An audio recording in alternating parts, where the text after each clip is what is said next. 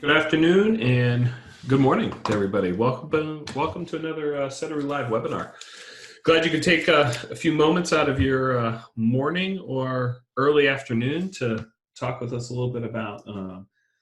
Today we're going to talk really more broadly about public works. I think for those of you that have spent a lot of time looking at Sedaru or familiar with us know that we've kind of grown up in the utility space, specifically water and sewer. But certainly, right next door to there is public works, right? And depending on how your organization is set up, oftentimes water and sewer falls within that public works umbrella. So excited to really share with everybody how you can apply Sedaru to a lot of your public works workflows. And excited to hear your questions and your thoughts around some of those pieces as well too. So, a couple of housekeeping items for everybody. We've got a really pretty big group on the webinar today, so glad to see so many folks. I would expect quite a few questions from people as well. So, the way that you do questions in these Zoom webinars, you'll see a little Q&A button. So fire those questions away in there. And those show up in a nice little interface that we can see the questions and answer, get answers out to them. I am going to answer questions live for the most part as we're going through here. So as you have a question fired in there, we'll stop, take a break, answer the question. We'll also try to get that question answered in writing as well if appropriate. So you'll have a couple ways to kind of see that in there. And we have we've got about 25 minutes of content here, maybe a little bit more. We'll see, again, sort of see how many questions you have, but this is designed to be about 30 minutes, which is what we're doing for most of these webinars. We don't want them to take up too much of your time and to try to get you this information as quickly as possible in here.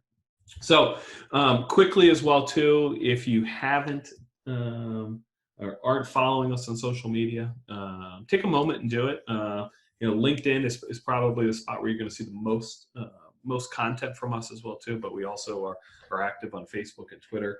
We've got a YouTube channel as well too that videos like these go to as well. So we're hitting all the big social media bases there for you. So take a moment to do that. That way you'll get information from us beyond just kind of the regular email there. So when we talk about public works and where does that fit with what we're doing from a Sedaru perspective, it's interesting. You have heard the idea most likely of what we talk about in terms of drops, right? And this is a little bit of a guiding framework that we use as we roll out software to utilities and think about how to best help them. And we're going to focus today kind of over on this left-hand side where we talk about D and R, which is digital and real-time, right? So thinking about, one, how am I making sure that data collection is happening in a digital process? Because if I want to move to really sort of smarter processes on things, and I want to be having smarter decision-making, and have interconnected systems on things, it's really hard to do with paper-based systems, right? And that's really across the board, and I always ask people, hey, think about how you're collecting data and how many people have to touch it and what's the methods in which those things get passed from one person to another. So we're going to talk a lot about how do we collect data digitally today.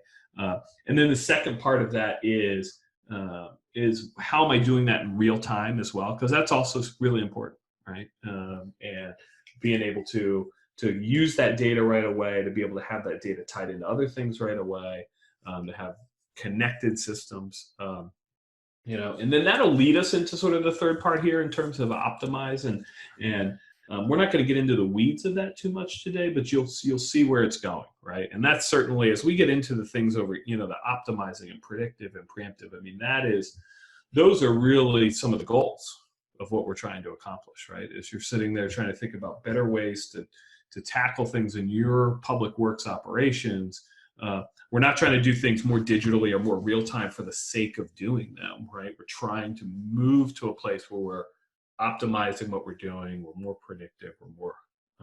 We're more preemptive. So I'm going to start this actually. I'm going to start this sort of presentation on my iPad actually here. So let me switch screens here real quick, and I'm going to switch over to my iPad. And the reason I'm going to do that is I like to think about, when we think about a lot of our applications that you're going to use, and especially for a utility and a public works department, a lot of those things will really start with how do we handle things in the field, right? And our ability to have our field workers and that field staff be empowered with really strong tools is going to enable the rest of the organization to function a lot smoother, right? And so when we think about a lot of our public works based operations, that field component is incredibly important. So I'm going to start there. We're going to talk about what the experience looks like for somebody in the field and how they're going to handle things, and then from there we'll take a peek back onto the office side of things. So what you're looking at here today is the Sedaru Field Force application up on the screen. I'm running it on an iPad. You can run this on your phone as well too, or a Windows-based device, right? So, and it is it's really nice in terms of you're going to configure that one time. It's going to work across those platforms for you. So, from an IT perspective, it's pretty light, pretty flexible.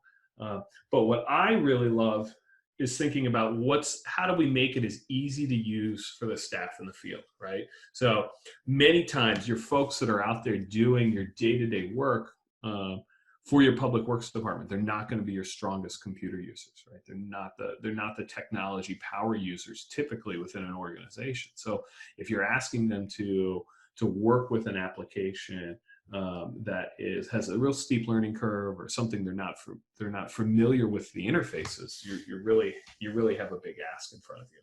So what's neat is you'll see across the top, you'll see tiles that have numbers associated with them. And in this case, we've got a whole bunch of different assets accounted for in terms of tiles. So sidewalks being one. I touch on this other one here is showing me weed abatement. I've got one dedicated to looking at potholes. Potholes is kind of neat here, right? So you'll notice the interface is updated, the map is updating as I'm touching on those tiles, right? So I've got potholes. I'll use my fingers. I'll zoom in a spot here, and you see that I've got an area where there's two potholes in that little section. I'll zoom back out on my fingers, and you notice I've got another green one, and I've got another icon there that is that yellowish orange. And so what's interesting there is the green one is associated with completed tasks in there, right? So over in this right-hand panel, if I swipe left, I see active tasks. If I'm swiping to the right, I'm going to see completed tasks, right? So you, again, are organizing that work for your field staff really very easily, and they can see what's done, what's completed, what hasn't been completed. I'm going to touch on trees as well too, and you see I've got a whole bunch of tree-related tasks in here. So I'll zoom in. You can see those items pop up on there as well too. So lots of different options. I'll scroll back here to the left. You see my even more sort of tiles in here come in, and we want to look at street light associated items, right? And I can see all of those items pop up right on the map as well too. So one of the nice things about Sedaru and what you're looking at here is that it is designed to manage work and assets through the GIS, and all work orders, and what you're looking at here is an asset-centric system. So when I do work on a particular task or on a particular item, it's always tying it back to that asset, right? Which is critically important, right? I mean, I think many ways, many public work systems have grown up with asset or address-based tracking of many things. So, and that gets really difficult when we want to start analyzing, what's the full life cycle of an asset, and all those sort of associated pieces that go with that.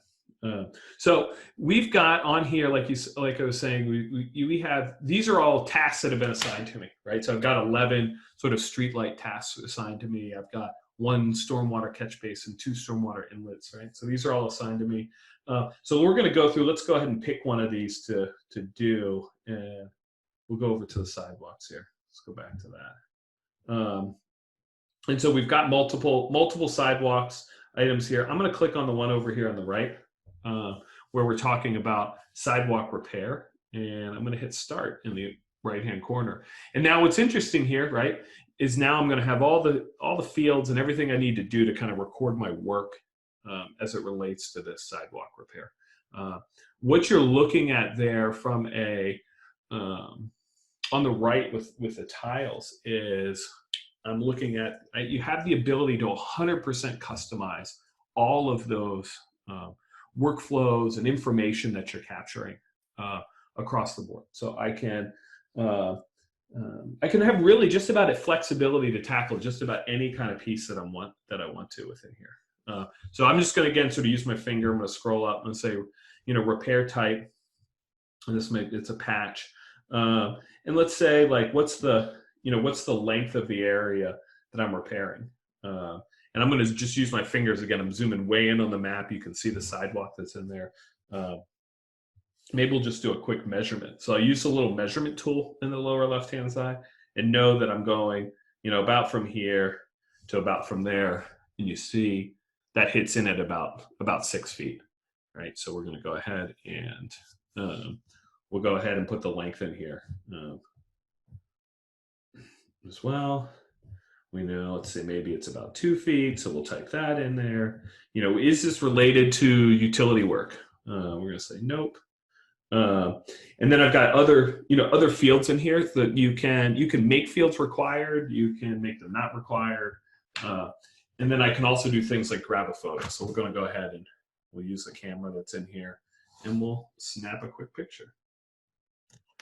Right, and so now I'm getting photos associated with all of the repair work that I'm doing, any of the information around these assets. So I can capture all of that information right from within here, and I can come in and then complete my repair in here, and we'll say it's complete. Now, what's interesting, right, is that when you start using Sedaru for Public Works, there is a whole pile of default sort of forms and sort of pre-created pieces that we've done for other folks and other folks are using that you can use as starting points for things. But again, you can adapt it specifically to your workflow.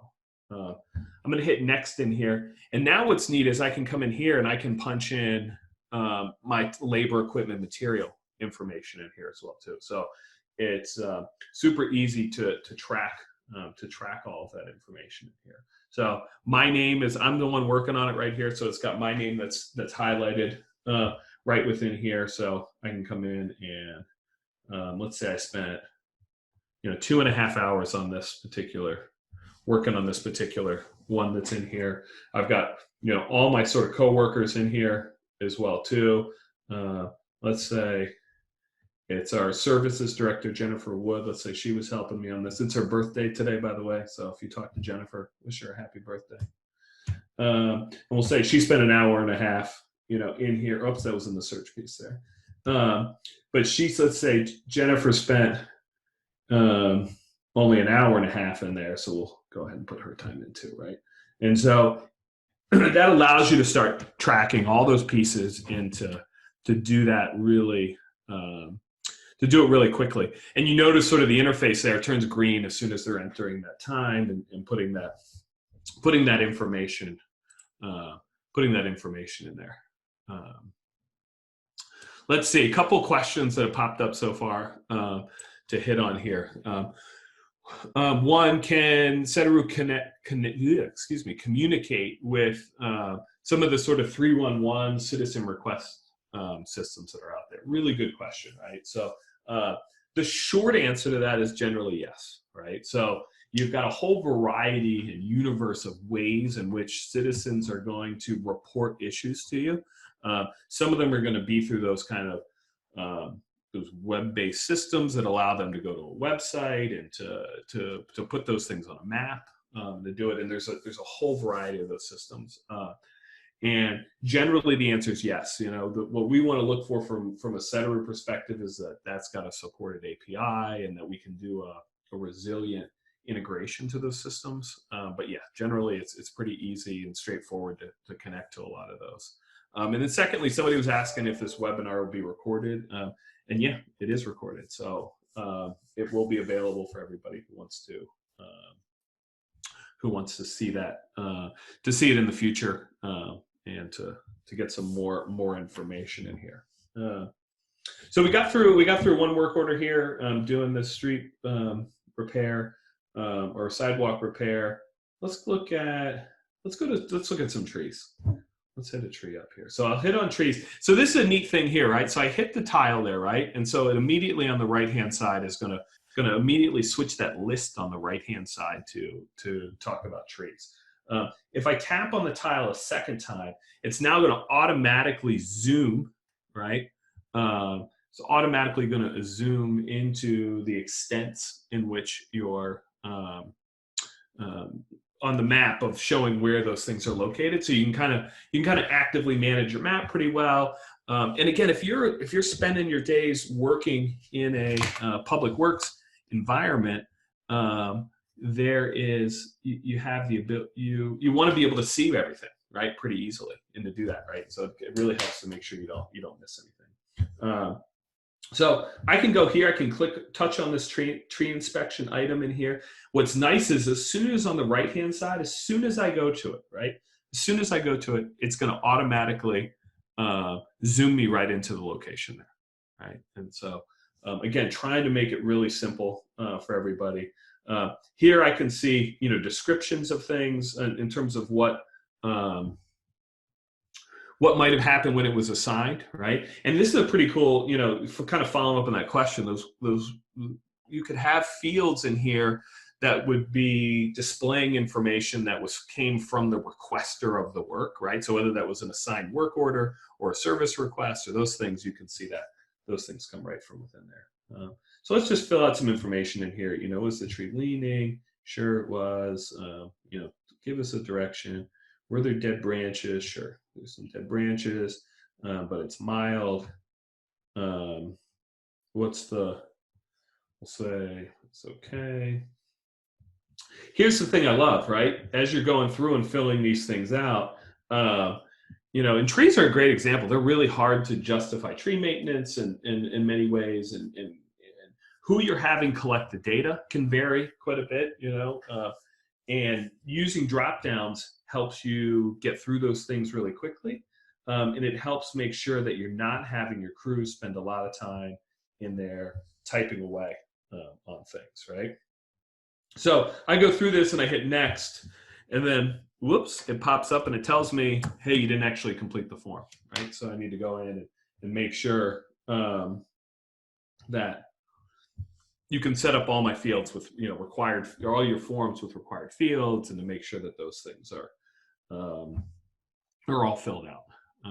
And so again, sort of really, really straightforward, pretty simple way to go into things. You'll notice too here at the bottom where it says asset history now. So I've completed this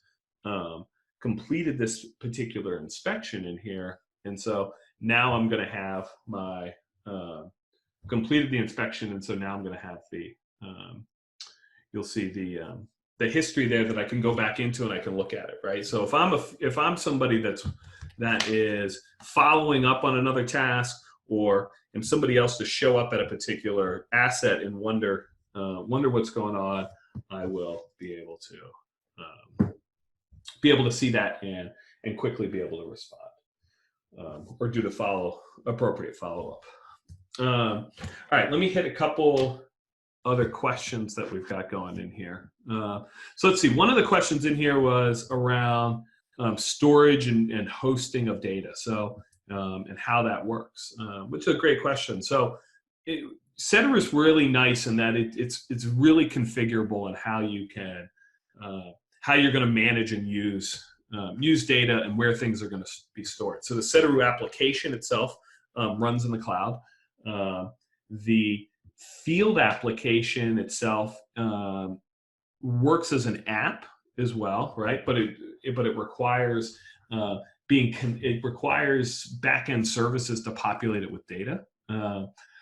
What's nice is I can run that application offline though as well. So I can automatically download everything. I can download maps. I can download the work orders. All that information can be downloaded directly to the in there as well. And then when it comes to the hosting of data, Sedaru can either host information for you, can host everything, or you can host it all yourself.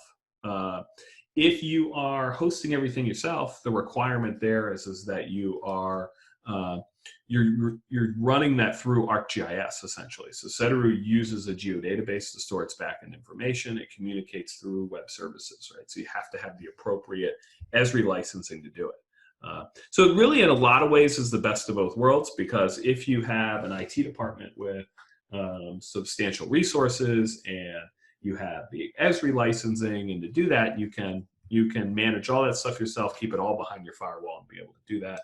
And then if you are, and then if you'd rather have somebody else just manage all that for you, that's part of what we do from a Sedaru perspective there. All right, let's see. I'm going to talk about potholes for 1 second, which is, certainly a public works related issue that, nobody can really necessarily get around, right? You're always going to have, those are going to be always going to have issues. And let's hit a couple more questions as I do this here. And let's see. One of the questions was around, is there options to add contractor costs to things? Yeah, so you can, how you configure the labor, equipment, materials is pretty flexible. Is very much up to you. And so, yeah, if you wanted to configure separate costs for contractors versus staff, you can do that from within there as well too. Is there an upper limit to the number of pictures you can attach to a work order? I mean, not really, right? So you can decide how you want to do those things. You can have them be, there are attachments that are within there. And you can add multiple pictures in. We usually have folks set up most forms so that you've got a defined number of picture controls. It tends to help with sort of the workflow and expectations and what you want to collect on there. But it's pretty flexible in terms of how you can manage those. I mean, obviously, you do get into a spot with pictures of where you're, depending on the device you're using and the storage levels and all that. You have to be a little bit practical with that. Used to be more of a concern 4 or 5 years ago than it is today. Quite frankly, the amount of storage on devices continues to go up pretty quickly. Let's hit one more question here.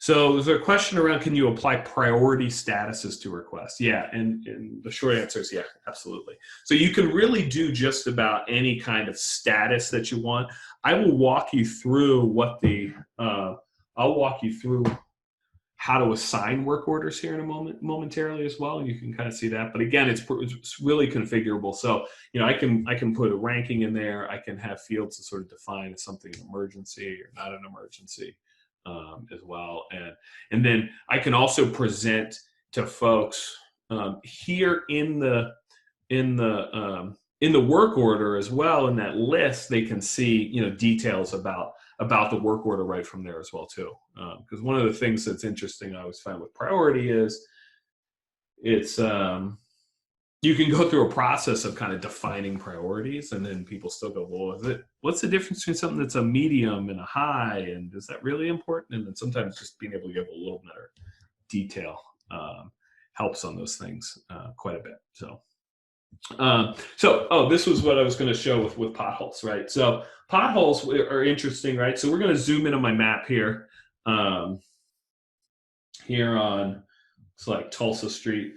So one of the things I can do right from within this field interface, which is super important, and I'm going to use the example with potholes, but you can apply this to almost any asset, is I can essentially add points directly from the field interface, right? So if I wanted to add a new tree in, I could do it right from here. If I wanted to add a new street sign in here, I would do it from here.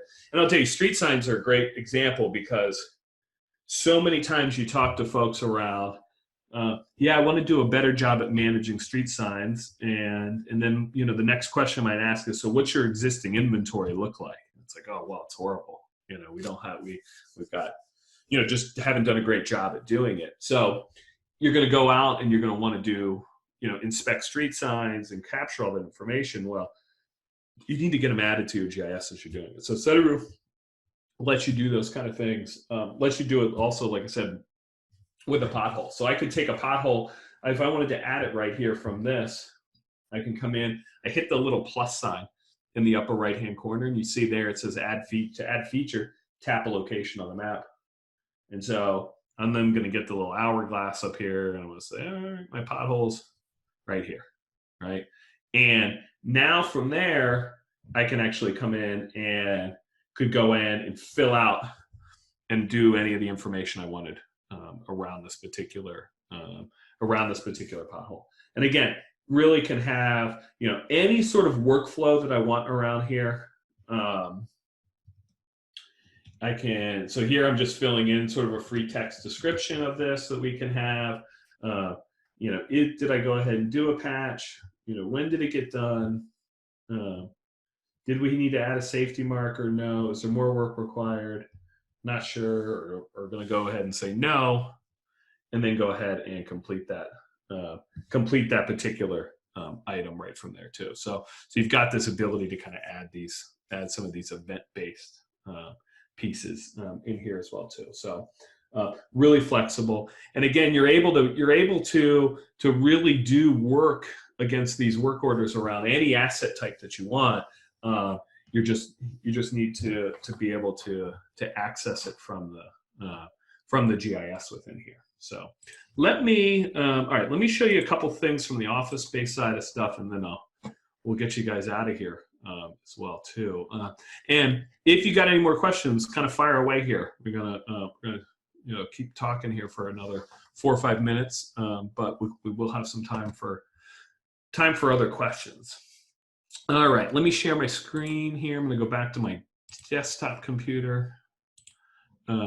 So here we're looking at the desktop, and what we're looking at now is really the office-based application here. Okay, and so looks certainly a little bit different, right? There's a little bit more I can do with it. I can zoom right in here, and I'm going to go in and I can click on a street, and it's going to give me information about that street right from here, right? All that data. If I go over here to the right-hand side, you see all the different layers that are available to me. Hang on 1 second. Let me just make sure. Oh. Yeah, okay, good. I can see all the layers that are available to me, and then I can, I just want to make sure you guys can see my screen okay here. So, okay. I can see the layers that are available to me. If I zoom in a little bit farther, you're going to see additional detail in here as well too, right? So I'm looking at parcels, I'm looking at trees, I'm looking at these segments of sidewalk, touching on one of these street signs, etc., right? And across the top, you have these performance tiles. The performance tiles essentially let me look at and select work right from here, or really they're just querying to make it easy for me to do things. So here I've got two manholes that are open work orders in here that I can go ahead and look on. Same kind of thing. I've got open work orders here that are associated with getting. I got 2 in here that are repairs of catch basins. So I'll just click on there and then hit that little location button, zoom me right into things. I can see all the information right from there as well too. And again, you sort of see spaces and ways here from an assignment perspective that I could be pulling in work directly from a customer request or a customer sort of complaint. Let's say I wanted to get a whole group of street signs inspected, right? And I wanted to assign that to somebody. So one way I can do that is right from this map here. I could come in here and I'm just gonna use my mouse and I'm gonna draw a box around an area. And so that's gonna now select a whole bunch of assets for me in here, right?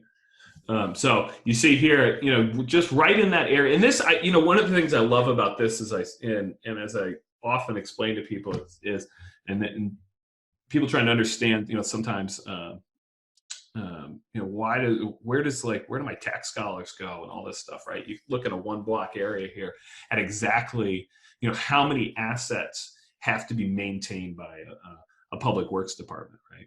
So I'm just going to clear out some things we don't care about for the moment here, and you'll see the selection kind of change on the map here, because we're just going to drill this down to a couple things here. Sidewalk segments. So now you see in there, I've got 20, street relate items. I got 4 signs in there. So I'm just going to go to these signs. I'm going to hit the little man working symbol here, and we're going to do a sign repair task right from here. Again, I could assign these things based off of customer complaints. I can assign statuses to them. I could assign priority levels to things in here if I wanted to. When do I want it to happen? And then here, I can set up recurrence intervals as well, right? So you think about a lot of the maintenance activities that you have and what those might look like and how many of them you want to tackle from a preventative maintenance perspective. So I can set those kind of preventative maintenance tasks up whenever I want and really set them up around any kind of duration frequency that I have, right? I might know that, for example, I have stormwater outlets that are always going to get clogged, right? No matter what happens, they're always going to get clogged, right? So I know, every week I got to go clean those, and be able to get on top of those. So all those kind of things I can set up right from here. So I'll hit save, and then once I do that, and then hit create task, what it's now doing is going ahead and created those work orders and assign them to get completed, right? And that's going to now directly show up right on that, right on the person's, right on somebody's device there. And you see here, I'm just kind of scrolling to the right. I can have all those different work order types shown up in here. I can look at all these things differently in here pretty easily. What's nice here too is I can go into this controls view on the left, right? So the controls view is kind of fun, right? So if you think about, you're a public works director who's got 6 different departments you're managing. Hey, you want to look at all this information, but hey, maybe you're just the traffic in the traffic department and you want to look at signs and you want to look at street lights and those sort of things. I can come in and just turn on and off the things that I want to have in there and just have those pieces in there, so it's configurable to every user, and to try to make those as simple, as straightforward as possible in there.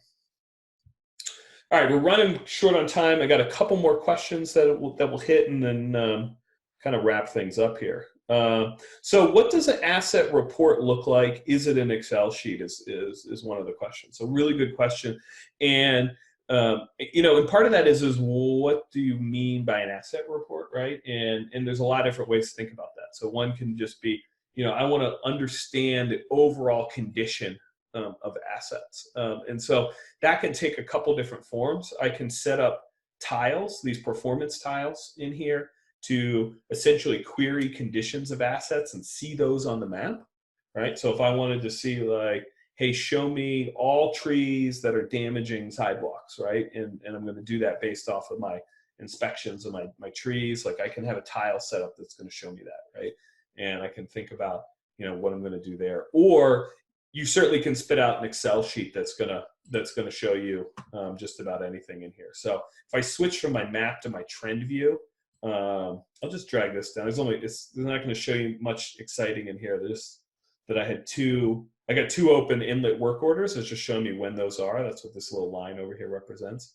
But if I hit create report over here, it's now going to spit that information out into Excel for me, right? So anytime I want to get at the underlying data, I want to run a quick report, I want to have that data at my fingertips, I can just drag a performance tile right down there and be able to do this. So let's see.